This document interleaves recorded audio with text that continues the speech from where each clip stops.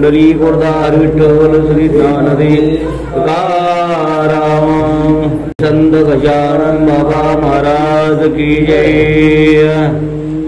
श्री गणेशाय नमः। हे सर्वसाक्षी सर्वेश्वरा नीलकंठ गंगाधर महाकाल त्र्यंबकेश्वरा ओंकारेश्वरा पावनश्री। ग्रंथकार प्रथमतः भगवान गणेशाला नमन करतात, भगवान शंकराला नमन करतात, भगवान पांडुरंगाला नमन करतात, सर्व देवादिकांना या ठिकाणी नमन करत आहेत। तू आणि रुक्मिणीस एक तत्व आकाश तोयवारी म्हटल्यास काय जरी घेते तू। म्हणून देव देवी मीच पाही, देवही तोच आहे आणि देवी सुद्धा जगदंबा सुद्धा तोच परमात्मा आहे, म्हणून त्या देव देवतेला नमन या ठिकाणी करत आहेत। तैशी तुमची आहे स्थिती तंतोतंत जगतपती, जैशी ज्याची मानेल मती तैसा तो तुझा बात। म्हणून जशी जशी स्थिती असेल परमात्म्याकडे आपण ज्या भावनेतून पाहू तसा परमात्मा आपल्याला दिसतो, अशा पद्धतीने सांगू लागलेले आहे। अनन्य भावे पाहता तू पावसी आपल्या भक्ता, माता न धरी निष्ठुरता आपल्या वस्ता। अनन्य भावानं जर आपण त्या देवाला शरण गेलं तर तो आपल्या संकटकाळी धावून येतो।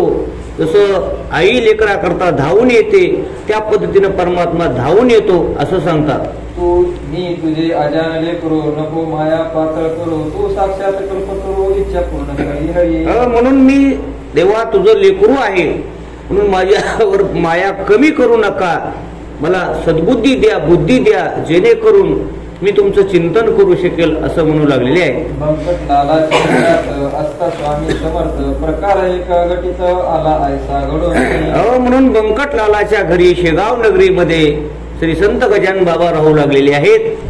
अनेक प्रकारचे चमत्कार त्या ठिकाणी घडलेले आहेत आणि तो वृत्तांत या ठिकाणी कथन करू लागलेले आहे। वैशाख शुद्ध पक्षाशी अक्षय तृतीयेच्या दिवशी पितरार्थ कुंभाशी देती श्राद्ध करून या। म्हणून या ठिकाणी कथा सांगू लागली की वैशाख शुद्ध तृतीया म्हणजे अक्षय तृतीयेच्या दिवशी काय त्या ठिकाणी चमत्कार झालेला आहे ती कथा या ठिकाणी सांगू लागलेली आहे।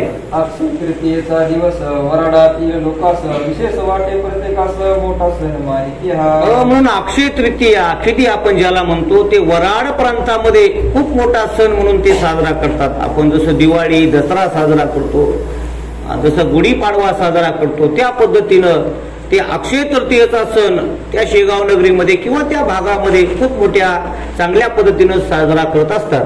त्या दिवशी काय झाले ते पाहिजे श्रावण केले, महाराज पोरात बसले कौतुक केले। म्हणून त्या अक्षय तृतीयेच्या दिवशी काय नवल झालेलं आहे या ठिकाणी सांगू लागलेले आहे। बालका म्हणती गजानन चिलीम द्यावी भरून तंबाखूची मज कारण विस्तव। म्हणून गजानन महाराज बसलेले आहेत रस्त्यावरती, बाहेर ओट्यावरती, गावातले 10-5 मुलं त्यांच्या सोबत आलेली आहेत आणि त्या दिवशी म्हणजे लेकरामध्ये गजानन बाबा बसलेले आहेत, कधी माणसामध्ये कधी म्हाताऱ्यामध्ये, आज लेकरामध्ये बसलेले आहेत आणि काय म्हणू लागलेले आहेत त्या लेकराला ऐका। सकाळपासून आयसात बसलो चिलीम मुळी नाही प्यालो, त्यामुळे हैराण झालो भरा चिलीम मुलांनो। कोणाला म्हणू लागले अय पोरो, अरे सकाळपासून बसलोय म्हणले, काय चिलीम ओळी नाही काय नाही म्हणले, मी काहीच केलं नाही, जरा एकदा मला ही चिलीम भरून द्या बरं म्हणले, एकदा चिलीम मला ओढायची असं त्या लेकराला गजानन बाबा म्हणू लागलेले आहे। ऐशी आज्ञा ऐकता भली पुरे अवघी आनंदली, चिलीम भरू लागली तंबाखू वरायला तर खूपच आनंद झाला, म्हणले बघू द्या बाबा कुठे म्हणले, तंबाखू कुठे म्हणले, चिलीम कुठे म्हणले, बघू द्या म्हणले, आणि ते लेकरं असणारे त्या ठिकाणी ते चिलीम भरू लागलेले आहेत। विस्तवाचा तपास केला तो न सदनी मिळाला, का की चूल पेटवण्याला अवकाश होता विबुध। म्हणले हा डबड कुठे म्हणले, पहिल्या काळात डबडे नव्हते ते तसले, ते काय मध्ये ते आपले दादा होत वागच्या हा चकमक पारावर आम्ही दादाकडे बघायचो होतो, ते असायचं पहिल्या काळामध्ये। ते पोरं म्हणू लागले आता भरली म्हणले बाबा चिलीम, पण आता याला विस्तू कुठे म्हणले, विस्तू दिसाना कुठं म्हणू लागलेले आहेत। असं पोरे जिती विचार करतली आपापसात निश्चिती, कशी करावी अशी युक्ती विस्तव पाहिजे चिलीमीला। म्हणून विस्तू पाहिजे म्हणले, आणि जे असणारा विस्तू जे पूर्वीच्या काळामध्ये म्हणजे चूल पेटल्यानंतर विस्तू तयार व्हायचा, ती असणारी चूल पेटायची वेळ झालेली नव्हती, म्हणून आता विस्तू कसा तयार करायचा अशी ते मुलं विचार करू लागलेले आहेत. मुले पाहुणी चिंता तुर बंकट करी मधोत्तर अरे जानकीराम सोनार आहे वेटाळे हो, बंकटलाल सुद्धा त्या ठिकाणी होते. ते म्हणाले, पुरो आता कोणाच्या घरी काय वस्तू भेटणार नाही म्हणजे आता काय चूल पेटायची टाइम नाही. जानकीराम सोनार आहे का त्याच्या घरी आपल्याला भेटेल म्हणले. त्याचं सोनाराचं दुकान आहे. सोनाराचं दुकान कधी उघडतं म्हणले, अग्नी ते सगळंच उघडतं म्हणले, कारण ते दागिने बनवण्याकरता तिथं अग्नी पेटवलेला असतो. तुम्हाला अग्नी म्हणले त्या जानकीराम सोनाराच्या घरी भेटेल, तिथं जा असं ते बंकटलाल मुलांना म्हणू लागलेले आहेत. त्यांच्याकडे तुम्ही जावे विस्तवाची मागून घ्यावे दुकान ते चालण्या बरे विस्तव लागे म्हणून सोनाराचं दुकान साठी तो विस्तू असतं म्हणले, त्यांच्या इथं अखंड असतो म्हणले. तुम्ही जा म्हणले, तिथं तुम्हाला विस्तू भेटल असं बंकटलाल मुलांना म्हणू लागलेले आहेत. आधी पेटते बागेश्वरी त्याच्या पुढे दुकानदारी ही सोनाराची रीत खरी आहे का तुम्हाला. म्हणजे सोनाराचा नियमच आहे म्हणले, अगोदर अग्नी पेटतो दुकानामध्ये आणि नंतर दुकानाचं कवाड उघडल्या जातं, हे नियम आहे म्हणले सोनाराचा असं बंकटलाल मुलांना सांगू लागलेले आहेत. आधी पेटते बागेश्वरी त्याच्या पुढे दुकानदारी ही सोनाराची रीत खरी आहे का तुम्हाला. पुढं पोरांनी ते ऐकले जानकी रामाकडे आले विस्तव मागू लागले समर्थाचे. 2-4 पोरं निघाले सोनाराच्या दुकानाकडे. जानकीराम सोनाराच्या हाक म्हणू लागले, हो सोनार दादा बाहेर या म्हणले. आले बाहेर, म्हणले काय पाहिजे. आम्हाला विस्तू पाहिजे म्हणले, जरा विस्तू पाहिजे. पुढं काय झालं ते ऐका. जानकीराम रागावला लेकरास बोलता झाला अक्षय तृतीयाच्या सणाला देण कारण विस्तव मी. सोनार भडकला परायला, हे म्हणले तुम्हाला काय वाटतं का नाही, आज किती पवित्र दिन आहे म्हणले, अक्षय तृतीयेचा दिन आहे आणि आज माझ्या घरी तुम्ही विस्तू मागाय आलात का, जा म्हणला असा धुनकू लागलेला आहे. पोरे म्हणाली त्यावर जोडून आपले दोन्ही कर नको करू विचार विस्तव पाहिजे समर्थाला. हुशार होते म्हणले, हात जोडू लागले. बाबा तुम्हाला काय सांगा म्हणले, विस्तू कशाला पाहिजे. हात जोडून सांगतो म्हणले, आम्हाला विस्तू द्या म्हणले. कशा करता पाहिजे ऐका. महाराज गजानन देवाचेही देवदान त्यांच्या चितिमी कारण विस्तव हा आम्हाला विस्तू आमच्या घरी न्यायचा नाही म्हणले. देवाचा देव असणारा भगवान शंकराचा अवतार गजानन महाराज यांची चिलीम पेटवायची म्हणले, त्याच्याकरता विस्तू पाहिजे म्हणून आम्ही आलोत म्हणले. कृपा करून आम्हाला विस्तू द्या असं मुलं ते जानकीराम सोनाला विनंती करू लागलेले आहे. साधू प्रती काही देता ते अशुभाची नसे वार्ता उगीच व्यावहारिक कथा सांगत आम्हा बसू नको म्हणले. जा म्हणले, मला काय सांगू नका म्हणले. ते मुलांना भडकू लागलेला आहे. आम्ही आवला मुले लहान तू मोठा आमच्याहून ऐसे सास असून हे न कसे कळे तुला. मुलं म्हणू लागले, अरे आम्ही लहान आहेत मुलं बाबा, तुम्ही शाणे माणसं आहेत, आम्ही विस्तू मागायलो, तुमच्या लक्षात कसं येईना, गजानन बाबाला पाहिजे असं ती पोरं म्हणू लागलेली आहेत. विस्तव तू देशील जरी भाग्य येईल तुझ्या घरी चिलीम तृप्त जरी झाले गजानन. तुम्ही जर विस्तू दिला तर तुमच्याच घरी देव प्रसन्न होईल, तुमच्या घरी भाग्य उजळल. तुमचा विस्तू असणारा गजानन बाबाला न्यायचा आहे म्हणले, म्हणून द्या अशी विनंती करू लागलेली आहे. ते सोनारेनं ऐकले अधोतात भाषण केले ज्यांचे जवळ मरण आले त्याचे पाय खोलाकडे. ते नाही, विनाश काले विपरीत बुद्धी, माणसाचा विनाश काळ जवळ आला त्याचा डोसकं उरपाट चलतंय म्हणले. तसं ते जानकीरामाला संत सेवा घरी चालून आली पण ती लक्षात आली नाही. काय झालं आहे ते ऐका.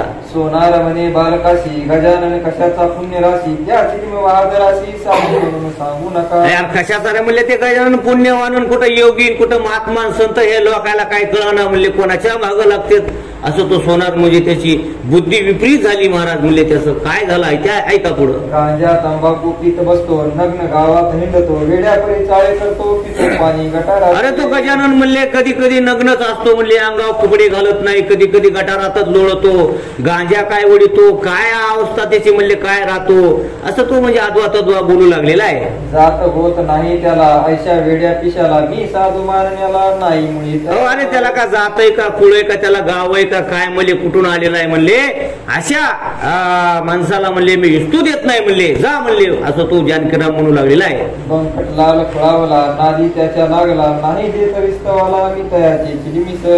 म्हणून बंकटलाला म्हणला, अरे जा त्याच्या चिलमीला मी विस्तू देत नाही म्हणले, काय करायचे ते करा असं तो सोनार म्हणू लागलेला आहे. तो आहे ना साक्षात्कारी मग विस्तव कशाला पाहिजे तरी आपल्या कर्तव्य कार्य न करे विस्तवात. अरे हो तू सांगतात ना तुला योगी नासान महात्मा आहे काय काय, मग त्याला विस्तू मागायची काय गरज आहे. तर त्याच्या योग सामर्थ्यानं विस्तू तयार करायचा ना, असं तो सोनार लेकरायला म्हणू लागलेला आहे, त्या बंकटलाला म्हणू लागलेला आहे. साधूनाथ जालंधर पीत होते चिलीम फार परी विस्तवासाठी घर घर नाही तो जानकीराम सोनारला सांगू लागला, म्हणले बाबा मच्छिंद्रनाथ, जालिंदरनाथ, गोरखनाथ चिलीमोडीत होते म्हणले, पण ते काय असते विस्तू बाहेरून मागत नव्हते म्हणले, ते स्वतःच तयार करायचे त्यांच्या सामर्थ्यानं, ते चिली मोडायचे. तसं त्या गजानन बाबाला म्हणावं तूच विस्तू तयार कर आणि चिली मोड, असं तो सांगू लागलेला आहे. जागा उभे न राहता येत विस्तव ना मिळे तुम्हा प्रत, नाही मला किंमत त्या तुमच्या पिशाची. म्हणून इथं थांबू नका म्हणले, मला तुमच्या त्या गजानन बाबाची काही किंमत नाही, चालते व्हा, असं तो सोनार म्हणू लागलेला आहे. पुढे विनमुख परत आली महाराजाशी निवेदिली, हकीकत जी का झाली सोनाराची. बारीक तोंड करून सगळे लेकरं आले आणि ते हकीकत सांगू लागले, बाबा म्हणले आम्ही गेलो विस्तू मागायला, पण काय आम्हाला विस्तू त्या सोनारानं दिला नाही, असं ते पोरं गजानन बाबाला सांगू लागलेले आहे. ती ऐकता हास्यवदन करीते झाले दयाघन, नाही आपला प्रयोजन मुळीच त्यांच्या विस्तवांचे. हसू लागले गजानन बाबा, म्हणले आपल्याला त्यांच्या विस्तवाची गरज नाही, आपल्याला फक्त त्यांची परीक्षा घ्यायची होती म्हणले, आपल्याला विस्तवाची गरज नाही, असं गजानन बाबा म्हणू लागलेले आहेत. ऐसे म्हणून घेते झाले चिलीम आपल्या हाती भले, बंकटलालाची बोलले काळी एक वरती लागलीच त्यांनी हातामध्ये चिलीम घेतलेली आहे आणि त्या बंकटलाला सांगितलं, अरे बंकटलाला काढ म्हणले एक काडी, आणि ती काडी काढायची सांगितलेली आहे, डबड्याची काडी. त्या काळामध्ये काय असेल ते. बंकट म्हणे गुरु राया थोडे थांबा परम सदया, विस्तव देतो करून या काळी घासून या तामी. ते चकमक मध्ये तसं ते बंकटलाल म्हणू लागले, महाराज थांबा मी ती गाडी घासून तुम्हाला पेटवून देतो म्हणले. पण गजानन बाबा काय म्हणाले आहे ते ऐका. काळी घासल्या वाचुनी कदान प्रगती अग्नी, म्हणून केली विनवणी ती मनास आणा. बंकटलाल म्हणू लागले, महाराज काडी घातल्याशिवाय अग्नी कसा तयार होईल, तर त्यांना बी गजानन बाबाचं महत्व सगळं माहित नव्हतं. त्यावर गजानन बाबा काय म्हणाले आहे ते ऐका. महाराज बोलले त्यावर उगीन करी चराचर, नुसती काळी धरण्यावर घासू नको. गजानन बाबा म्हणू लागले, तू लय जास्त बोलू नको म्हणले आणि घासू नको, फक्त ती काडी बाहेर काढ आणि चिलमेच्या समोर धर, एवढं कर, असं सांगू लागलेले आहे. बंकट लाले तैसे केले, नुसत्या एका काळीस धरले, चिलिमीची यावरती भले समर्थ आज्ञा म्हणून. समर्थाची आज्ञा म्हणून समर्थाने चिलीम तोंडामध्ये धरलेली आहे आणि चिलमीच्या समोर बंकटलालांनी काडी धरलेली आहे. तो काय झाला प्रकार ऐका तुम्ही श्रोते चतुर, प्रगट झाला वैश्वानर काळी नुसती धरता. काय चमत्कार झाला, काडी नुसती धरल्याबरोबर चिलमीच्या समोर त्या ठिकाणी अग्नी प्रगट झालेला आहे. काळी प्रतिविस्तवांचा अंशही नवतासाचा, हा प्रभाव शक्तीचा महाराजांच्या लोकोत्तर. म्हणून हे लीला दाखवायची होती की गजानन बाबामध्ये काय सामर्थ्य आहे हे तुम्हा मला कळावं. ऐका नाही ज्ञानोबरायने ऐका नाही मांडे भाजण्याकरता आपल्या पाठीवरती अग्नी पेटवला, हे संतांमध्ये सामर्थ्य असतं महाराज, तसं ते कर्तृत्व लीला करून दाखवलेली आहे. काळी तशीच राहिली चिलीमती पेटली, कशाची नाही उरली जरूर खऱ्या. काळी जळाली नाही, चिलीम पेटली, सर्व असर त्या ठिकाणी कार्यक्रम झालेला आहे. ज्यांचे नाव साधुत्व उगीच नव्हते आता सोनाराचे घरात काय झाले ते ऐका. ते समर्थ होते महाराज, त्यांच्याकडे सर्व कर्तुम अकर्तुम अन्यथा कर्तुम सर्व शक्ती होती, ती फक्त सोनाराची परीक्षा घ्यायची होती. आता सोनाराची फजिती काय झाली आहे ती ऐका. या अक्षय तृतीयेला मान विशेष चिंतवण्याला देवी वर्षपदेला महत्व निंबू फुलाचे. म्हणून त्या अक्षय तृतीयेला त्या गावामध्ये ते चिंचवण असणार बनवत होते, गुळवण्यासारखं काही प्रकार असल ते चिंचवण दरवर्षी बनवायचं, स्वयंपाक तयार करायचा आणि गावामध्ये भोजन द्यायचं, अशी असणारी प्रथा. म्हणून ते भोजनाकरता चिंचवण बनवलेलं होतं. ते काय झालेलं आहे ते ऐका. असो भोजना बसली पंगत, चिंच म्हणे वाढले धुणात, तो प्रकार म्हणून आमंत्रण दिलेले आहेत, लोक आलेले आहेत त्या सोनाराच्या घरी, पंक्ती बसल्या, जेवायला वाढलेलं आहे, ते चिंचवण सुद्धा वाढलेलं आहे. आणि काय झालेलं आहे ते ऐका. त्या चिंचवना माधारी आळ्या दिसल्या नाना परी, बुजबुजाट झाला वारी वाटली सर्व. सगळे लोक जेवायला बसले, चिंचवण वाढलं आणि खायला गेले तर त्या चिंचवनामध्ये आळ्या दिसू लागलेल्या आहेत महाराज, आळ्या. काय झालेलं आहे ते ऐका. लोक उठले पात्रावरून, अवघ्या अन्नात ते टाकून सोनार बसला कर्ण काही. त्या चिंचवनामध्ये आळ्या निघाल्यावर कोणाला जीव वाटण का? मग ताटाव का नुसतं चिंचवण होतं का? पोळ्या होत्या, भात होता, भाजी होती, वेगवेगळे पदार्थ होते. त्याच्यामध्ये आळ्या निघाल्या म्हणून बाकीचं काहीच खाल्लं नाही. लोकांनी उठून गेले, म्हणले नको रे बाबा, त्याच्यामध्ये आळ्या आहेत. एकही मनुष्य त्या ठिकाणी जेवलेला नाही. चिंचवनाच्या संगे बरे अवघे अन्न वाया गेले, मग त्या कोडे उमगले आयसे व्हावा.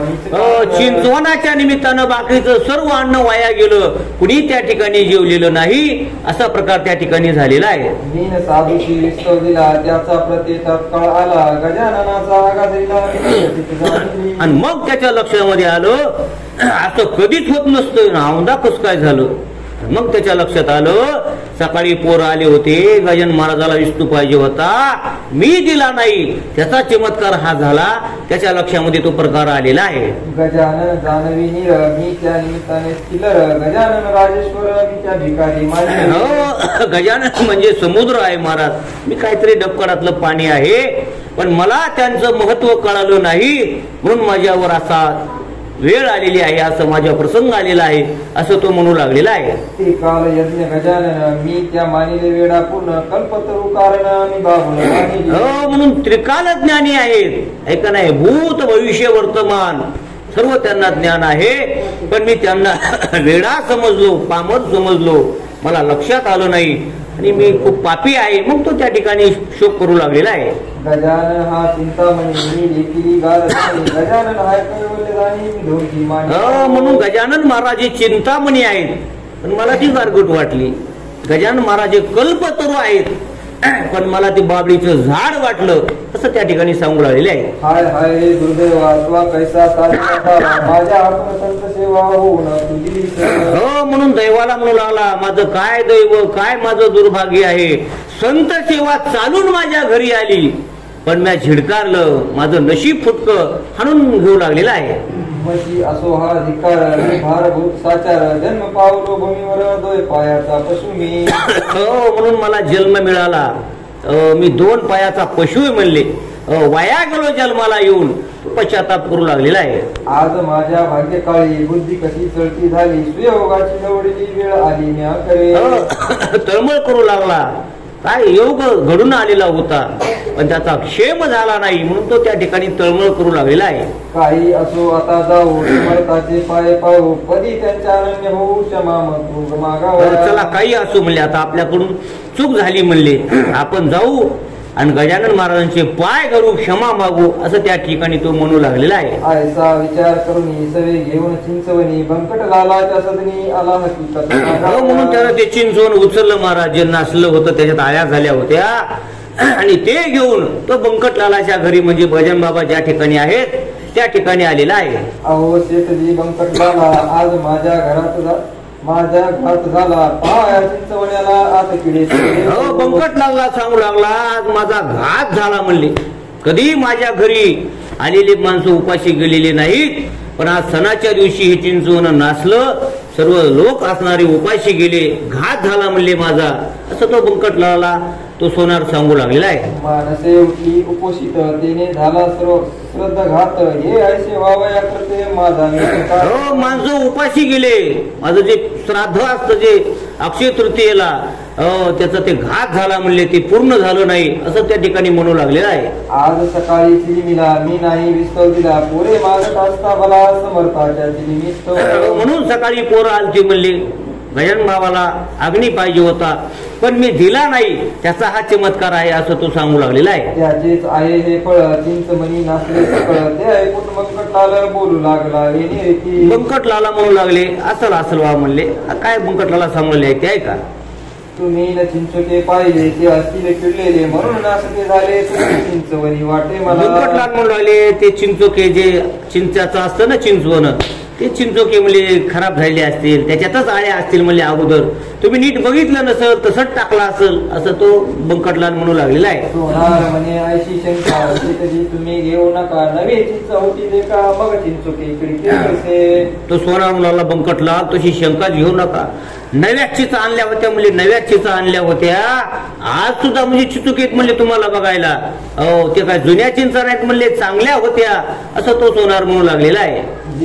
जी मी चिंच फोडली तिची टरपले अजून पडली चिंचोक्याची रास झाली मर्जी असल्या हो अजून त्याचे टरपल आहेत म्हणले आमच्या घरी म्हणले टरपल एकदम स्वच्छ आहेत म्हणले त्याला काय नाही आणि चिंचवून नाचलं असं तो सांगू लागलेला आहे. आता इतकीच विनंती आहे शेठजी तुम्हा प्रती मला नेऊन पायावरती घाला शीघ्र हो म्हणून बंकटलाला म्हणाला माझी एवढीच विनंती आता माझ्याकडून अपराध झालाय मला आता गजानन बाबांच्या पायावर नेऊन घाला वापस तरी असं तो म्हणू लागलेला आहे. क्षमा वतुकी मागेन अनन्य भावे करून साधू दयाचे परिपूर्ण सागर हो मी त्यांच्या पुढे नतमस्तक होईन गयावया करी क्षमा मागन आणि संत हे दया करतात तुम्ही संत सारे कृपेचे सागर ते दयावान असतात निश्चित माझ्यावर कृपा करतील असं तो सोनार म्हणू लागलेला आहे. समर्था पुढे भीत भीत जानकीराम गेला त्वरित घाकरे त्याने दंडवत अठ्ठांगीसी समर्थ. हो जानकीराम बंकटलालाचे वडील भीत भीत भीत असणारे गेलेले आहेत आणि म्हणजे तो सोनार सुद्धा गेलेला आहे आणि त्यानं दंडवत घातलेला आहे. आणि म्हणाला दया गणा तुला येवो माझी करुणा मी अपराध केले नाना त्याची क्षमा करावी. आणि मग म्हणू लागला हो माझ्याकडून अपराध झाला हो अपराध झाला माझ्याकडून माझ्यावरती कृपा करा असं त्या ठिकाणी तो म्हणू लागलेला आहे. तू साक्षात उमानात नांदशी या शेगावात ज्याची होती म्हणला भ्रांत ती त्वा आजनी तुम्ही साक्षात उमाशंकर आहात भगवान शंकर आहात माझ्याकडून खूप मोठा अपराध झाला मी तो अनाथ अपराधी कर्महीन मती मंद बुद्धी तुझं मी आठविले नाही कधी वाचे कृपानिधी माय बापा मग त्या ठिकाणी गया वया करू लागलेला आहे. माझे अपराध रूपी अवघे करण जाळे कृपा कृपाशा करुण समर्था आजपासून मिनट मग माझ्या झालेला अपराध क्षमा करा आजपासून मी कधी तुमची अवहेलना करणार नाही किंवा काही अपराध करणार नाही असं म्हणू लागलेला आहे. जी शिक्षा आज केली एवढीच मस्ती पुरी झाली तू अनंताचा आहे स्वारी आता तुम्ही जेवढी मला शिक्षा केली ती भरपूर झाली म्हणले माझ्या घरून एवढे लोक उपाशी गेले ही काही सामान्य शिक्षा नाही म्हणून आता माझ्या कृपा करा असं म्हणू लागलेलं आहे. महाराज बोलले त्यावर खोटेन सांगितले बरं तुझे चिंतवणी आहे मधुर त्यामध्ये गजानन बाबा म्हणू लागले अरे सोनारा जानकीराम सोनारच ना म्हणले खोटं बोलू नको म्हणले तुझ्या चिंतवण्याला काहीच झालं नाही म्हणले घरी जाऊन बघ जशाला तसंच आहे म्हणले काही झालं नाही असं गजानन बाबा म्हणू लागलेले आहे. ते ऐकता अवघ्यानी पाहिले ते चिंचवणी पहिला प्रकार मावळून गेला होता ते हो मग लागलीच काही जणांनी बघितलं जाऊन महाराज चिंचवण्याचं पातेलं तो अगदी काहीच नाही त्याच्यात आळ्या नाहीत काही नाहीत काही नाहीत जसेच्या तसं असणार त्या ठिकाणी दिसू लागलेलं आहे. अवघ्या प्रति आश्चर्य झाले समर्थाचे महत्व कळले हा म्हणता पसरले वर्त त्या गावामध्ये हो जशाला तसं चिंचवण राहिलं सगळ्या गावात कळालं अहो चिंचवण नाचलं होतं आळ्या पहिल्या होत्या पण काही नाही म्हणले आता बघितलं तर जशाला तसंच आहे ही बातमी असणारी सर्व गावामध्ये कळाली आणि हा गजानन बाबांचा चमत्कार सर्वांना त्या ठिकाणी दिसून आलेला आहे. ज्यांच्या त्यांच्या तोंडी मात हीच निघू लागली सत्य कस्तुरीचाही नाही येत वास दाखवला इतका त्याचा असणारा वास येऊ लागला चिंचवण्याचा अगदी कस्तुरी सारखा सुंदर असणारा त्या ठिकाणी सुवास येऊ लागलेला आहे. चंद्रमुखीन नावाचा ग्रस्त एक गावाचा निशिम भक्त समर्थाचा त्याची कथा ऐकाई म्हणून ही असणारी चिंचवण्याची जानकीराम सोनाराची कथा या ठिकाणी पूर्ण झालेली आहे. आता पुढे असणारी दुसरी कथा या ठिकाणी लागलेली आहे. श्रोते ज्येष्ठ मासात सभोवार बसले भक्त वाती आदरे जोडून हातावर दृष्टी ठेवून पायावर कोणाची कथा आता चंदुमुखी चंदुमुखी नावाचा भक्त आणि त्याची कथा असणार या ठिकाणी सुरू झालेली आहे. कोणी आंबे कापिती कोणी फुली हाती देती कोणी पंचानी घालीती वारा समर्था गजानन बाबा बसलेले आहेत सर्व भक्त मंडळी येऊ लागलेली आहे. कुणी त्यांना प्रसाद देऊ लागले कुणी आंबे असणारे फोडून चिरून गजानन बाबाला खायला देऊ लागले असे असणारे त्या ठिकाणी म्हणजे प्रसंग झालेला आहे. कोणी वाटीती खडी साखर कोणी गळ्यात घालीती हार कोणी चंदन खंडगार लाविती अंगी साधू कुणी गजानन बाबाला बुक्का लावू लागलं कुणी गळ्यामध्ये हार घालू लागलं कुणी प्रसाद देऊ लागलं असे असणारे गजानन बाबा बसलेले आहेत आणि सर्व भक्तगण त्या ठिकाणी येऊ लागलेले आहेत. तरी महाराज म्हणाले चंदूला हे आंबे नकोत मला दोन कानोले उतरणीला आहेत तुझ्या आणि म्हणून त्या चंदुमुखींना असणारे आंबे चिरून दिलेले आहेत. आंबे चिरून दिले तर ते गजानन बाबा म्हणले मला आंब्याच्या फोडी नको मला कानवले खायचेत म्हणले, तुझ्या घरचे कानवले खायचेत म्हणले, कानवले घेऊन ये असं त्या चंदू मुकीमला म्हणू लागलेले आहे. चंदू बोले कर जोडून आता कानवले कोठून, इच्छा असल्या तळून ताजे आणि तो गुरु राया. तर तो चंदू भक्त म्हणू लागला, बाबा आता म्हणजे कानवले या वेळेला कुठून येते, मग आणतो मी, पण घरी जातो, पत्नीला सांगतो चांगले चांगले कानवले बनव, मी घेऊन येतो असं तो चंदू मुकीम म्हणू लागलेला आहे. तरी महाराज बदलेवाचे नाही कारण ताज्याचे, पाहिजे तर तुझ्या उतरंडीचे कानवले मज खावया. गजानन बाबा म्हणले ताजे नाहीत पाहिजे म्हणले, तुझ्या घरात तुझ्या बायकोनं उतरंडीमध्ये 2 कानवले ठेवलेत म्हणले आणि ते पाहिजेत मला असं तू म्हणे गजानन बाबा म्हणू लागलेले आहेत. जा वेळ करू नको, उगीच सबबी सांगू नको, गुरुपाशी बोलू नको, खोटे वेड्या म्हणून जा वेळ करू नको म्हणले, लवकर जा आणि उतरंडीचे 2 कानवले ते ठेवलेले घेऊन ये असं म्हणून चंदू मुकीमला पाठवलेलं आहे. त्या मुखीने चंदू प्रती लोक अवघे बोलती, जाये पाहून शीघ्र गती खोटी नाही संतवाणी. ते भक्त म्हणले, अहो चंदू मुकीम जाणं तुम्ही काचाला उशीर करतात म्हणले, बाबा म्हणालेत ना उतरंडीला ठेवलेले, त्यांचे म्हणतात म्हणजे असतील, तुम्ही लवकर घरी जा आणि ते कानवली घेऊन या असे बाकीचे मंडळी सांगू लागलेले आहेत. चंदू घरापुरती गेला, कांतेस पुसू लागला, 2 कानवले उतरंडीला आहेत का भद्रम बोलू. धावतच घरी आला आणि तो बायको म्हणाला, उतरंडीला 2 कानवले कमली ठेवलेली आणि ते बाबांनी सांगितले. आता पत्नी काय म्हणते आहे ते ऐका. ते बोले अंगणा होऊन गेला 1 महिना, आता कानवले आपल्या सदना मिळतील कशाचे. बाईक म्हणली 1 महिना झालं आपण कानवले केले होते, ते आता असेच का म्हणले, त्याला महिना झालं करून आता नाहीत म्हणले आपल्या घरी कानवले असं ती बाईक म्हणू लागलेली आहे. अक्षय तृतीयेच्या दिवशी भले कानवले मी पतिराया केले, ते न आता राहिले संपून गेले त्याच दिवशी. अक्षय तृतीयेला केले होते म्हणले ते सोनारा चंतेन, त्या दिवशी आपल्या एका दिवशी होतं म्हणलं ते कार्यक्रम आणि त्या दिवशी खायला केलते म्हणले आणि ते त्या दिवशी संपून गेले ना, आज कशाचे आले म्हणले, आज काय नाहीत कानवले करायचे असले तर मी करते म्हणली. चांगली होती त्याची बायको पण म्हणले आता पहिले काय नाहीत म्हणले शेळी. मर्जी असल्याने करीते समर्थास्तव तळून देते, ही पाहती ते कडई नाता चुलीवर. कानवले म्हणले मी तळून देते म्हणले, त्याला काय म्हणले गजानन बाबाला पाहिजेत ना, आता 10 मिनिटात तळून देते, देऊ का म्हणले तळून असं पत्नी त्या चंदूला म्हणू लागलेली आहे. तुम्ही थांबा क्षणभर, सामान अवघे तयार, नको पाण्या वाजाला कानवल्याच्या. काय नाही म्हणले 10 मिनिटामध्ये सगळं सामान तयार आहे म्हणले, 10 मिनिटामध्ये करते तुम्हाला देते, करायचे का असं पत्नी त्या चंदूला म्हणू लागलेली आहे. चंदू बोले त्यावेळी, ताजे नको तर सुंदरी, जे तू उतरंडी माझारी 2 ठेवले तेच दे. चंदू म्हणला अगं ताजे नाही, त्यांना शिळीच पाहिजे, तर उतरंडीला ठेवलेलेच पाहिजे बाबाला, तेच घेऊन ये असं म्हणू लागलेली आहे. समर्थानी ऐसेच कटिले, ते मी तुझं निवेदिले, आठवण करून चांगले पाक आहे दवा. ते म्हणले उतरंडीला कशाची कानवली काय म्हणले, ते म्हणता अगं नीट लक्षात आण, ठेवली होतेस का चोरून खायला कुणाच्याला, बघ लक्षात आण असं तो म्हणू लागलेला आहे. ऐसे ऐकता पती वचन, कांता गेली घोटाळून, करू लागली शोधन, कानवल्याची चिंता तरी. विचार करू लागली आता उतरंडीला कानवले असतील का, कशाचे असतील का असं ती विचार करू लागलेली आहे. कानवल्याचा शोध करिता आठवण झाली तत्वता, उघड म्हणे थांबा नाता सत्य गेली समर्थांची. हो म्हणून तिच्या गप्पन लक्षात आलो. हो म्हणली थांबा थांबा थांबा थांबा थांबा म्हणली, म्या 2 कानवले ठुलते म्हणली, म्या हो ठुलते म्हणली, मग बघते म्हणली, मग काय म्हणते ते ऐका.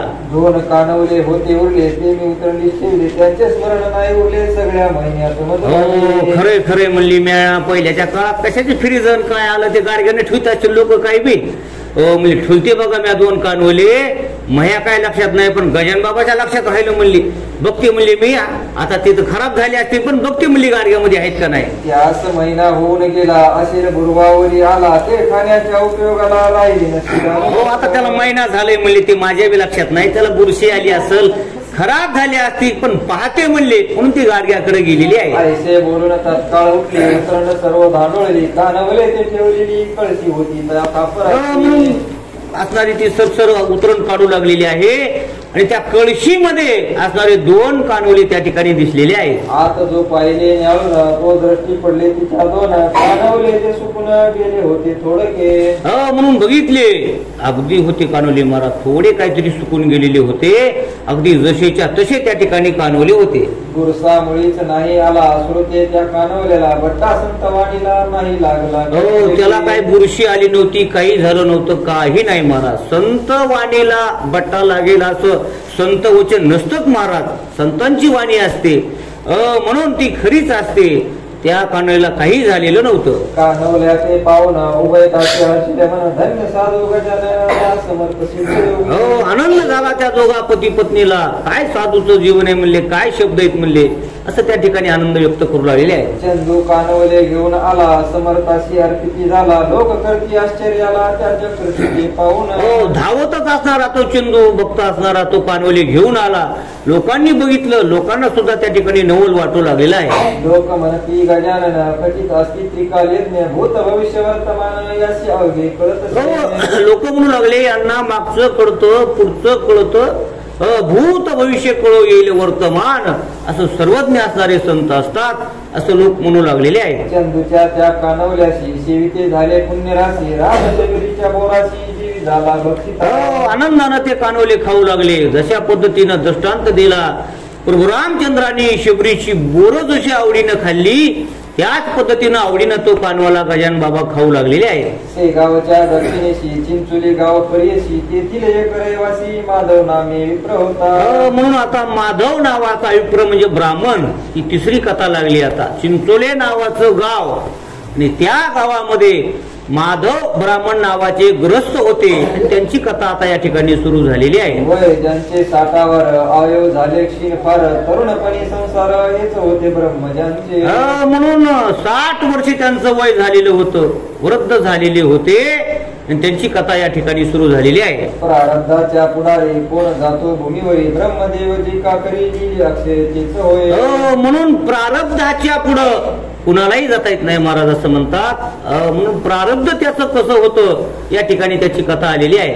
माधवासीन कोणी उरले कांता पुत्र मरून गेले म्हणून विरक्त झाले म्हणत. त्या माधव नावाच्या ब्राह्मणाने आयुष्यभर असणारा संसारच केला महाराज, परमार्थ केलाच नाही. उठलं की रान, उठलं की शेत, उठलं की संसार, उठलं की काहीच नाही महाराज.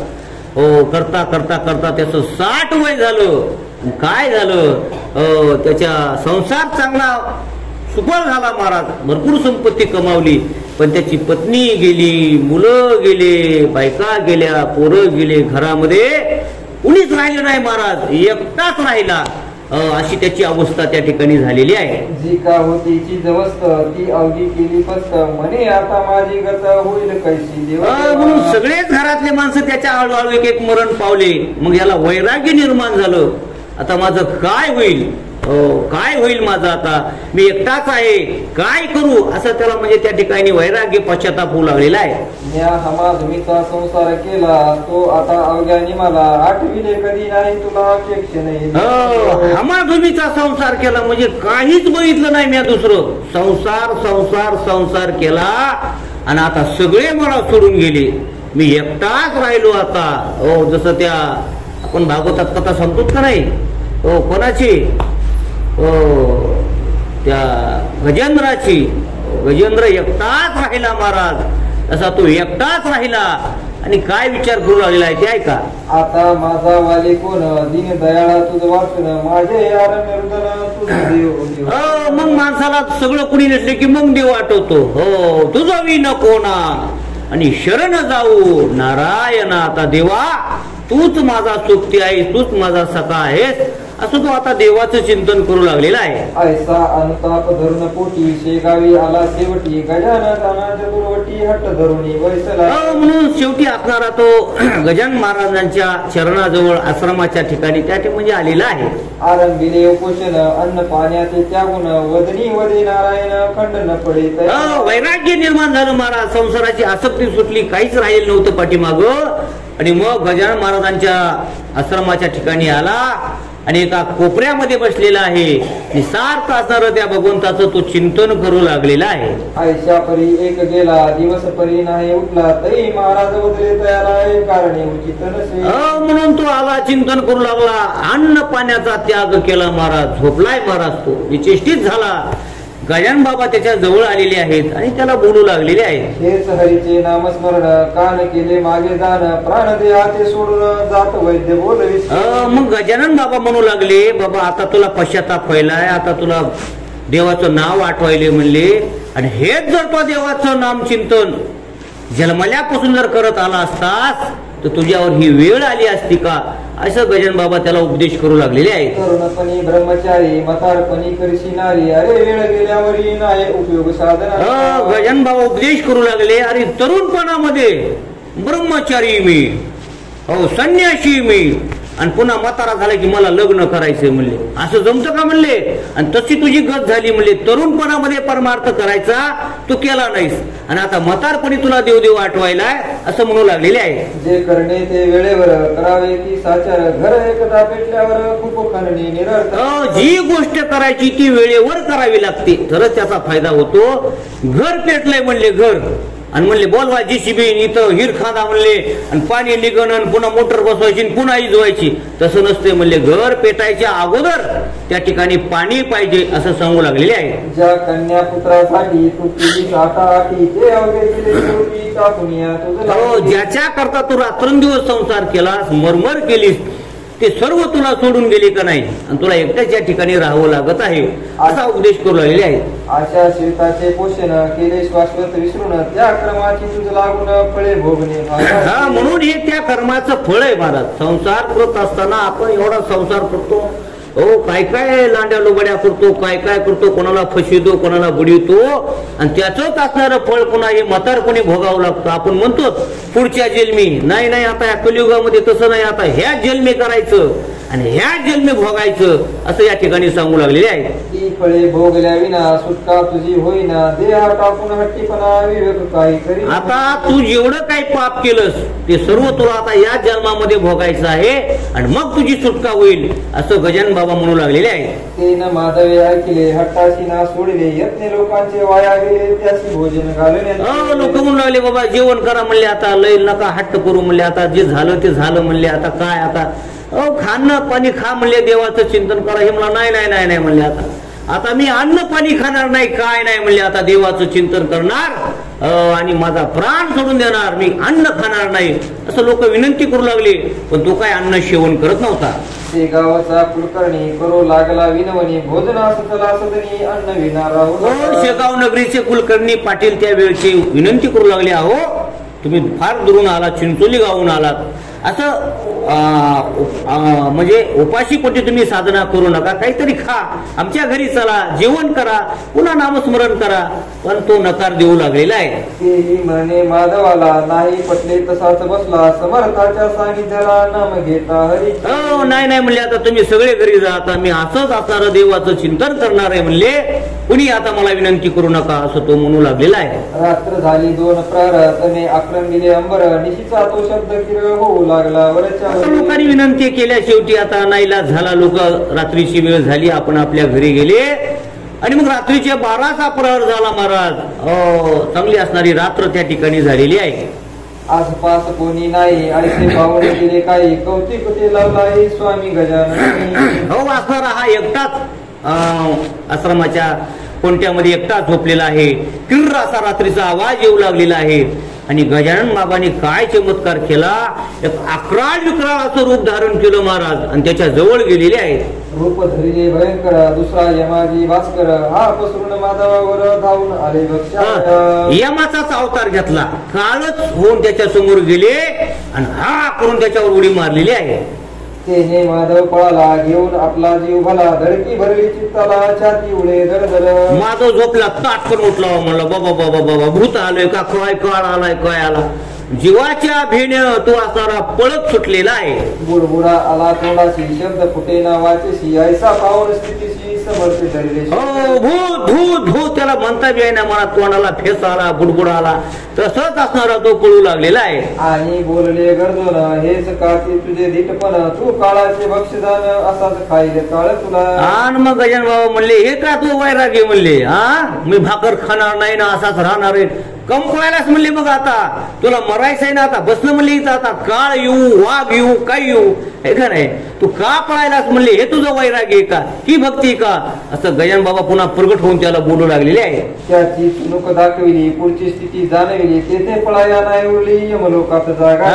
अरे बाबा, ही त्याला परीक्षा दाखविली, असं तुझं होणार आहे म्हणले, पुढं आता असाच काळ तुझ्यावर एक दिवस येणार आहे म्हणले, त्याच्यावर म्हणजे आपल्या सर्वांवरच येणार आहे, आणि ही स्थिती तुझी पुढे होणार आहे, असं त्याला चित्र दाखवलेलं आहे.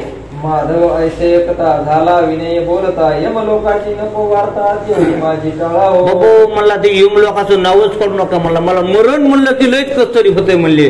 हो मला यमाला पाठवू नका असं तो माधव असणारा गजानन बाबाला बोलू लागलेला आहे. नको नको हे जीवित ज्या धाडून वैकुंठात हीच विनंती आपणा प्रत महाराज. मला यम लोकात पाठवू नका म्हणले, मला वैकुंठात पाठवा म्हणले. हो मला वैकुंठात जायचं असं तो म्हणू लागलेला आहे. यमलोकी जे दिसणार होते ते तुम्ही दाविले येते, आता यमलोकी धाडू नका. तुम्ही यमाचा दरबारात दाखवलं म्हणले वा सगळा.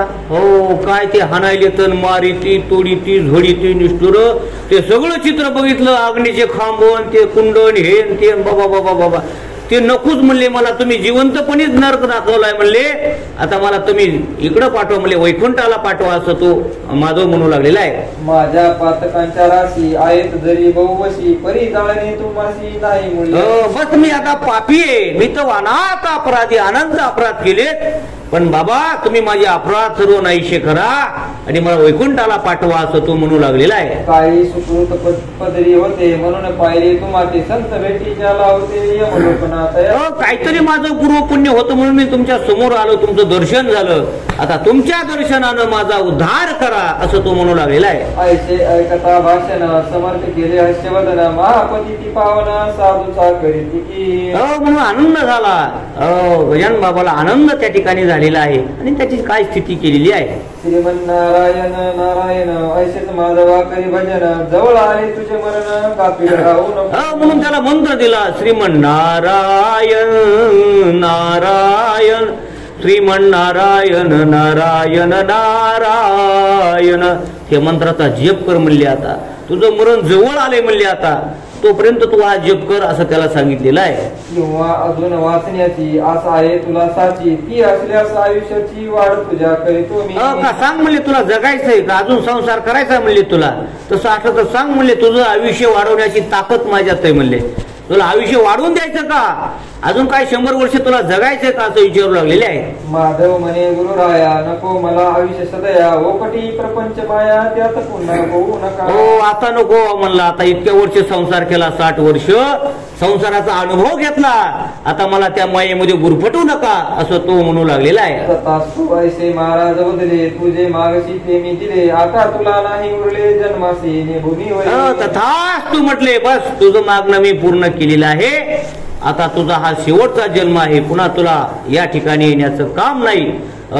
बाप रखमादेवरू जन्मा वेगळे केले आणि म्हणून भाज झाले बाई हो तशी असणारी तिची स्थिती केलेली आहे.